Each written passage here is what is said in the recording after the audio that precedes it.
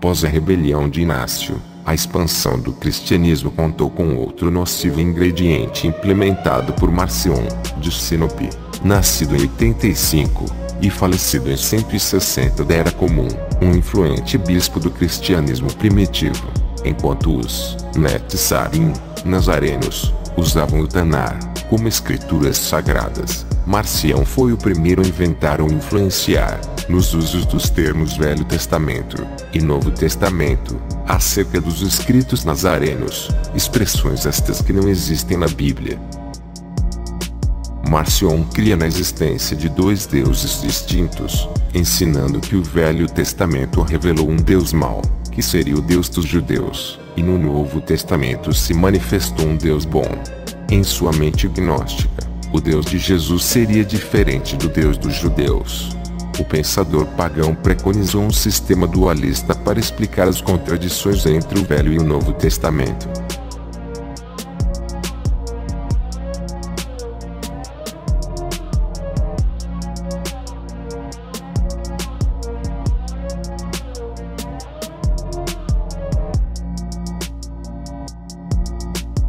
Para tentar justificar a existência de dois deuses, Marcion interpretou as escrituras de maneira totalmente incorreta. Vejamos alguns exemplos. Disse Marcion que o Deus mau, dos judeus, ensinou olho por olho, enquanto o Deus bom de Jesus ensinou amor. Este conceito é errôneo, visto que, olho por olho, não significa literalmente arrancar o olho de uma pessoa, mas sim o dever de indenizar, ou restituir um dano causado a outrem em valor proporcional à ofensa. Ademais, no Tanar, que ele chamou de Antigo Testamento, o Eterno ordenou amor ao próximo, ame ao seu próximo como a si mesmo, e amem-no como a si mesmos. Vaikra, Levítico 19:18, e também no verso 34. Logo, o amor do Eterno não surgiu com Yeshua. O Eterno sempre foi amoroso, alegou Marcion, que o Deus do Velho Testamento incentivava o divórcio e o adultério, e o Deus do Novo Testamento os proibiu. Outro equívoco do perverso Marcion. Primeiramente, analisemos o que o Eterno revelou, na Torá, ser o ideal.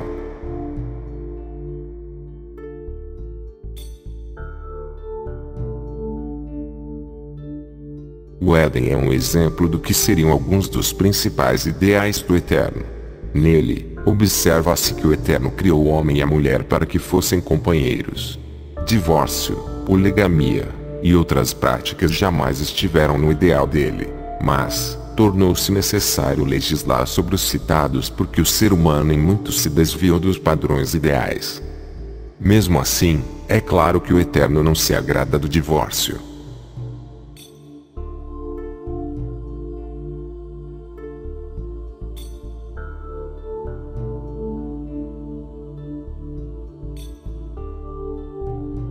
Mas o Eterno não considera o ato da separação proibido. Pelo contrário, há clara previsão sobre isso na Torá.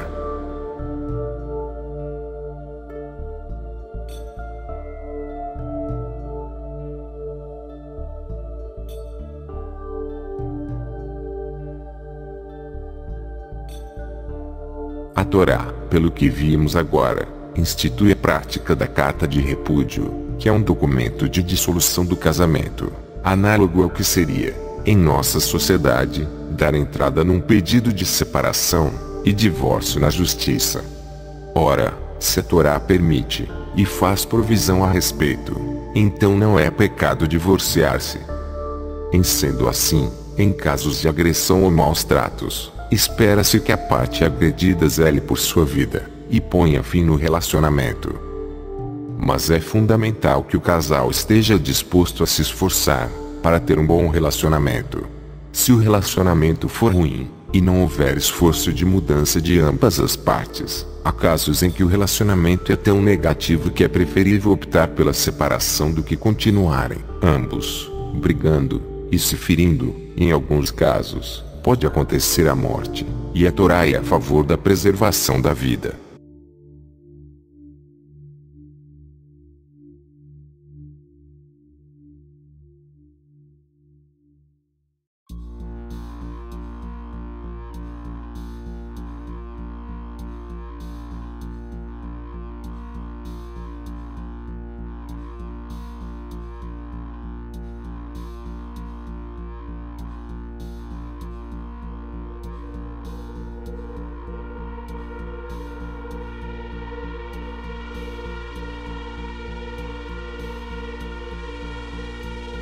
Embora o provérbio exemplifique com a questão da mulher, evidentemente o mesmo vale para o caso do homem.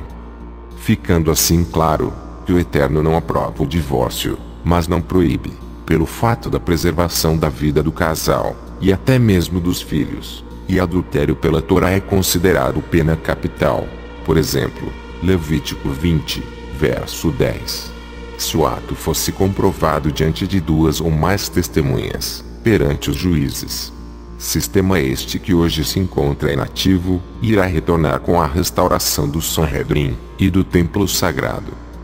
Sustentou Marcion, que o Deus do Velho Testamento não era onisciente, porque perguntou para Adão: Adão, onde você está? Gênesis 3:9.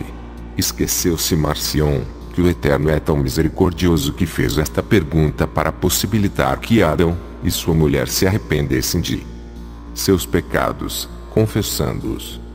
O Deus do Velho Testamento, entre aspas, segundo Marcion, é um Deus de vingança, crueldade e ódio, e o Deus de Jesus é bondoso e amoroso.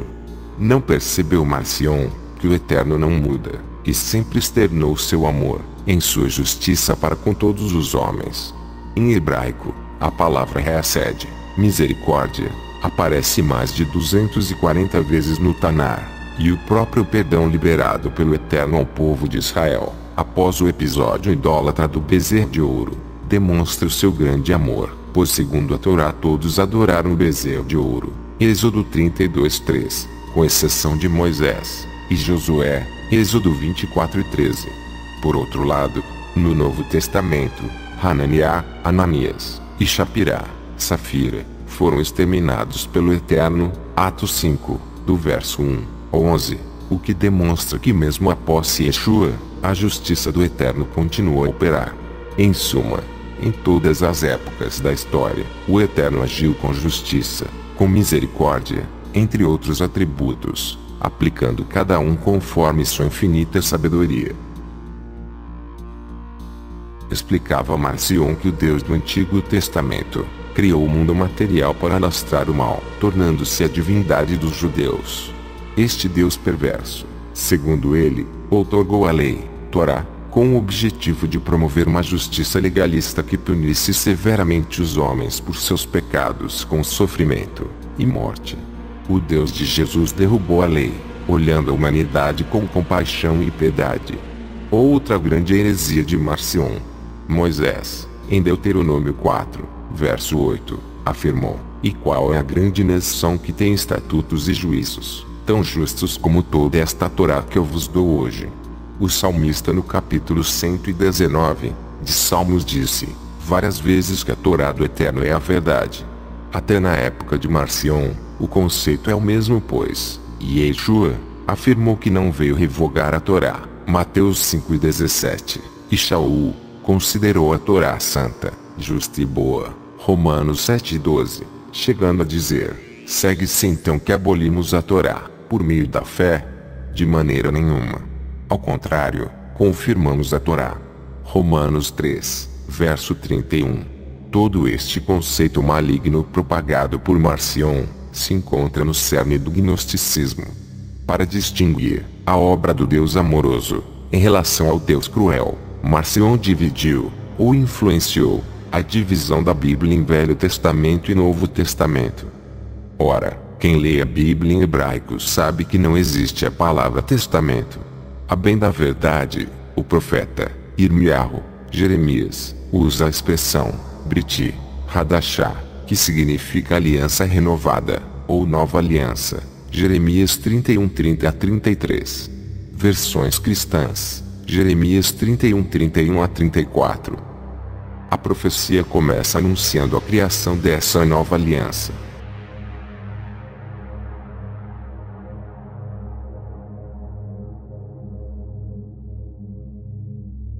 Deus anuncia claramente a criação de uma nova aliança, ou um novo pacto com o povo israelita.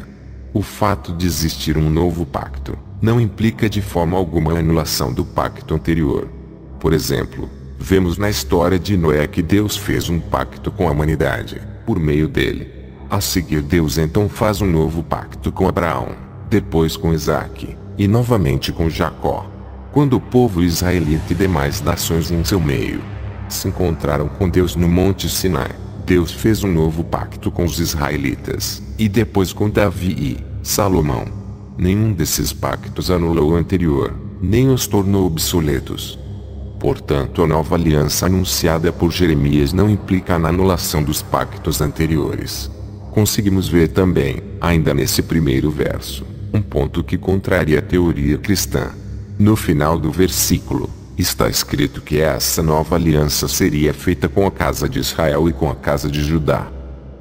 Sabemos que o reino de Israel foi dividido entre essas duas casas, e que a Assíria exilou a casa de Israel, que foi espalhada pelas nações. De acordo com o profeta, essa nova aliança vai ser feita quando todo o povo israelita for restaurado de volta para Israel. Isso torna impossível que essa aliança tenha sido feita com a morte de Jesus, pois nos seus dias, a casa de Israel estava espalhada pelo mundo. Marcion atraiu um grande número de seguidores e, após ser excomungado da Igreja de Roma, erigiu uma comunidade independente. A Igreja de Marcion se expandiu com extrema força, alcançando multidão de pessoas, valendo destacar que seu movimento perdurou por muitos séculos. Há de se notar que existem muitos gnósticos no YouTube, que se dizem praticantes das Escrituras, que abordam descaradamente as mesmas crenças que Marcion. Inclusive canais que se dizem anti-nova ordem mundial. Numerosos gentios se agarraram a Marcion, fugindo do Deus mau, entre aspas, dos judeus, o criador do mundo físico, segundo a crença agnóstica.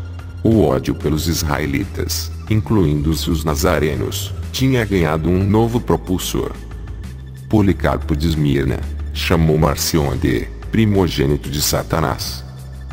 A expressão oráculos do Senhor recorda os oráculos de Pápias, enquanto o primogênito de Satanás é um abuso que Policarpo aplicou pessoalmente a Marcion.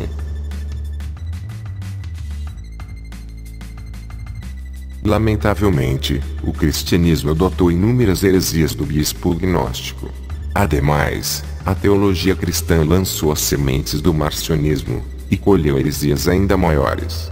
Até hoje o cristianismo, em sua quase totalidade, ensina as teses antibíblicas propagadas por Marcion.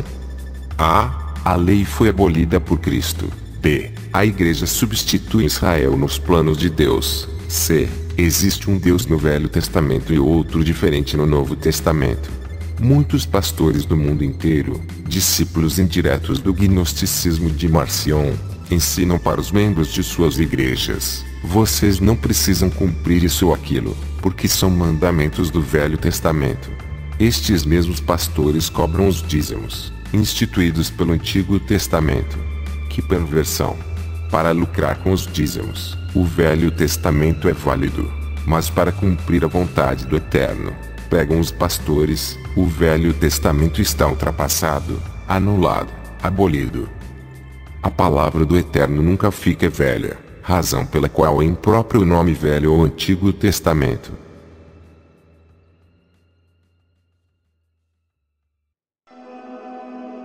No seio do cristianismo, existe uma doutrina maligna que foi influenciada direta, ou indiretamente, por Inácio de Antioquia, ou Marcion. A teologia da substituição defende a teologia da substituição, a tese de que no Novo Testamento os cristãos substituíram os israelitas nas promessas feitas pelo Eterno. Afirma que os judeus negaram Yeshua, e, por isso, foram rejeitados pelo Eterno, que elegeu a igreja para ocupar o lugar que antes pertencia ao povo de Israel. Esta teologia ensina: 1. Que o Novo Testamento substituiu o Velho Testamento. 2. A igreja substituiu Israel. 3. A graça substituiu a Torá, lei. 4. O cristianismo substituiu o padrão da Torá. Há diferentes modalidades da teologia da substituição, chamadas por Kendall Solem, de supersessionismo. Este pode ser punitivo, econômico ou estrutural, consta no livro The God of Israel and Christian Theology. Como não conseguimos ter acesso a este livro, iremos mostrar páginas de outro, que cita fontes supracitada, e suas explicações. 1. Supersessionismo punitivo. Proclama que os judeus rejeitaram Yeshua como o Messias e, em decorrência, foram punidos pelo Eterno, perdendo todas as promessas que lhe foram feitas no Tanar. Alguns defensores deste supersessionismo, Hipólito de Roma, Orígenes de Alexandria, e Martinho Lutero. Com o supersessionismo punitivo, de acordo com Solem, Deus revogou a aliança de Deus com Israel, por conta de Israel rejeitar a Cristo e o Evangelho. Porque os judeus rejeitaram a Cristo, Deus por sua vez com raiva, rejeitou e puniu os judeus. 2. Supersessionismo econômico. Observação: não se refere a dinheiro, mas à função. Assevera que o povo de Israel foi substituído pela igreja nos planos de Deus.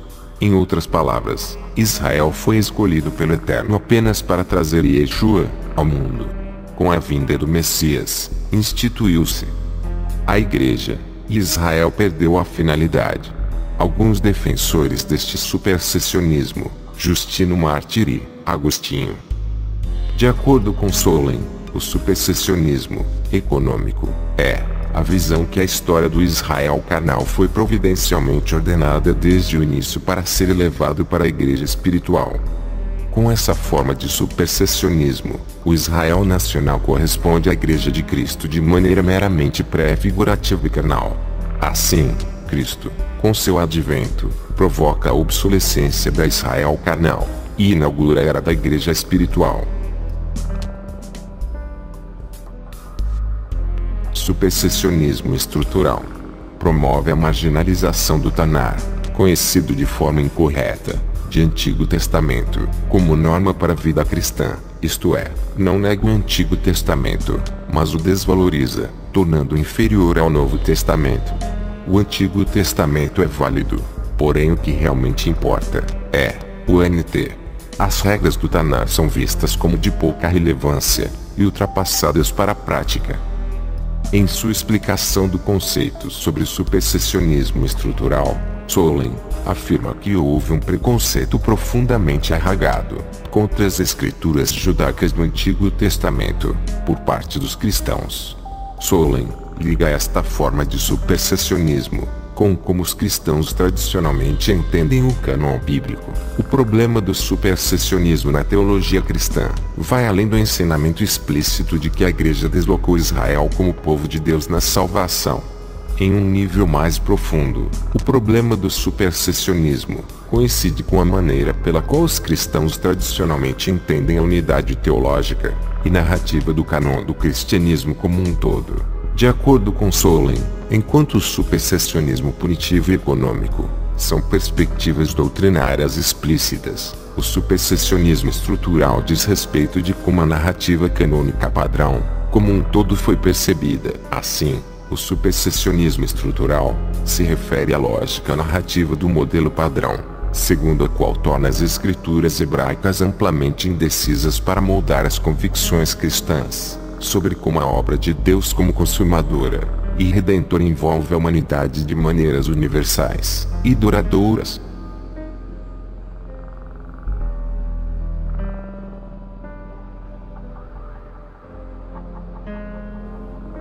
Além destes três tipos de supersessionismo apresentados por Kendall, Solem, o teólogo David Novak, apresenta os conceitos de supersessionismo fraco e supersessionismo forte em sua abordagem no livro Two Faiths, One Covenant, Jewish and Christian Identity, in the Presence of the Other, Duas Fés, uma aliança, identidade judaica e cristã na presença da outra, em português.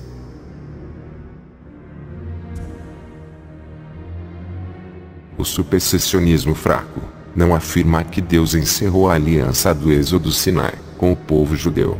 Antes, afirma que Jesus veio cumprir a promessa da antiga aliança, primeiro para os judeus já iniciados na aliança, que depois aceitaram ele como Messias, e cumprimento dessa aliança. E afirma que Jesus veio para iniciar e cumprir a promessa da aliança para os gentios, cuja única conexão com a aliança é através dele. No supersessionismo fraco, a nova aliança, que segundo os cristãos foi instituída pelo Novo Testamento, é entendida como uma adição à aliança anterior, a fé judaica, com a Torá. Assim, o Eterno não revogou a aliança com o povo de Israel, mas os gentios não precisam dessa aliança, bastando se conectar com Yeshua. Este supersessionismo é chamado de fraco porque é sutil, mas mesmo assim possui um conceito antibíblico. Qual o erro desta teoria?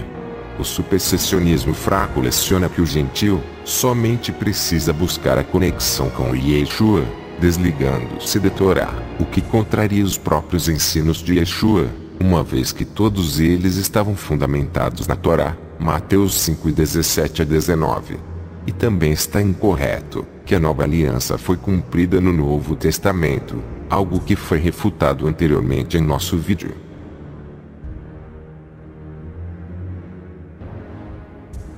Enquanto os supersessionistas fortes olham para o cristianismo como emergentes do nada, supersessionistas fracos olham para o cristianismo como emergentes de algo novo.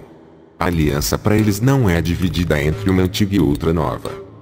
Em vez disso, a primeira e única aliança foi renovada, que, a propósito, é o significado usual do termo das Escrituras Hadashá, como em Berit, Hadashá, Nova Aliança, Testamento.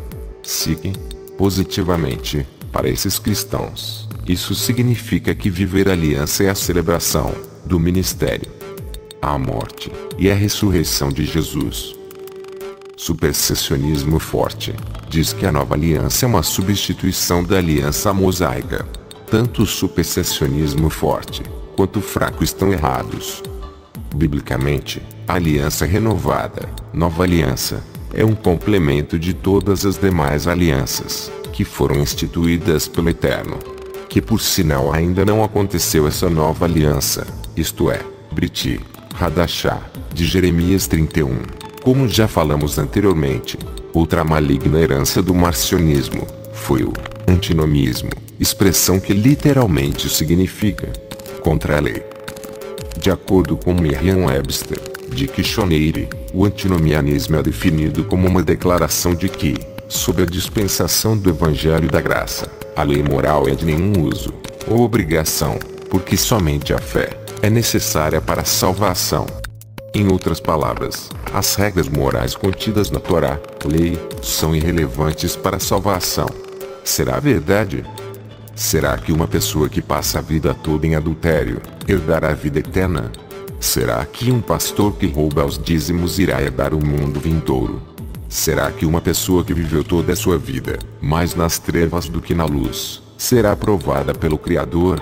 Logo, percebe-se que as regras, não só morais, contidas na Torá são essenciais. O Rabino Yeshua advertiu para seus discípulos que quem o ama iria obedecer aos mandamentos, João 14:15, bem como realizaria o que o Eterno deseja, Mateus 7:21. Disse ainda que aquele que não desse fruto seria lançado no fogo, Mateus 7:19. Yaakov, Tiago, escreveu que a fé sem obras é morta, Tiago 2, verso 17. Ou seja, é necessário seguir as instruções da Torá. A ideia de que a lei, Torá, foi abolida difundiu-se por meio de Inácio de Antioquia, Marcion, e todos os demais pais da Igreja Católica, sendo incorporada por quase todos os protestantes clássicos e evangélicos, o que contraria o ensino de Yeshua, no sentido de que não veio revogar a Torá, Mateus 5:17-19. Toma-se a liberdade para reproduzir mais uma vez os relatos históricos de que os Netzarim, nazarenos, eram praticantes da Torá.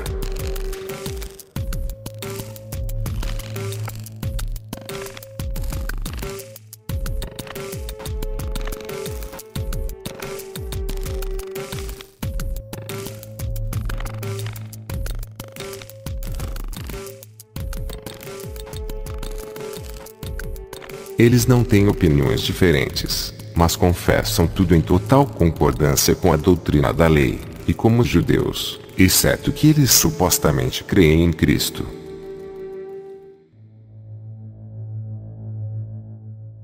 Muitas pessoas não sabem que o próprio Martinho Lutero não era totalmente contrário à Torá, porquanto defendia a vigência dos 10 mandamentos do Taná.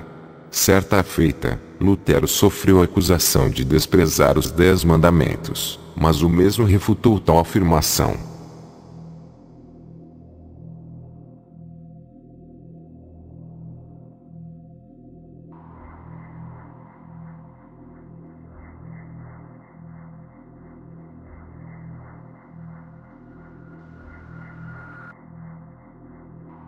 Em sua obra Introdução aos Romanos, Lutero declarou que é tão impossível separar a fé das obras, como separar o calor da luz do fogo.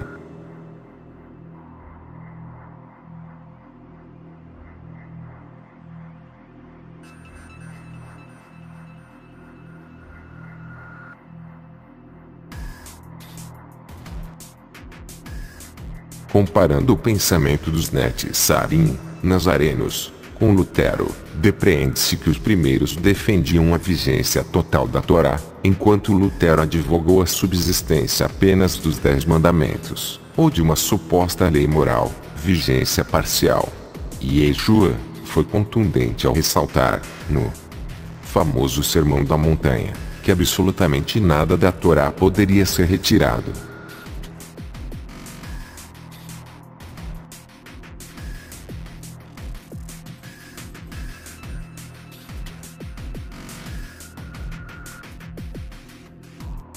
Logo, a extinção total ou parcial da Torá colide com a lição de Yeshua, e, neste ponto, católicos e protestantes, ou evangélicos se igualam como duas faces da mesma moeda. Logo após a morte de Marcion, entra em cena Tertuliano, nascido aproximadamente em 160, e falecido em 220 da Era Comum, autor cristão, sendo um dos principais responsáveis por lançar as bases do politeísmo. Impressionante que Tertuliano é visto pela cristandade como um exímio escritor e teólogo, cujos ensinos foram absorvidos pela Igreja Católica Romana e, posteriormente, pela Reforma Protestante.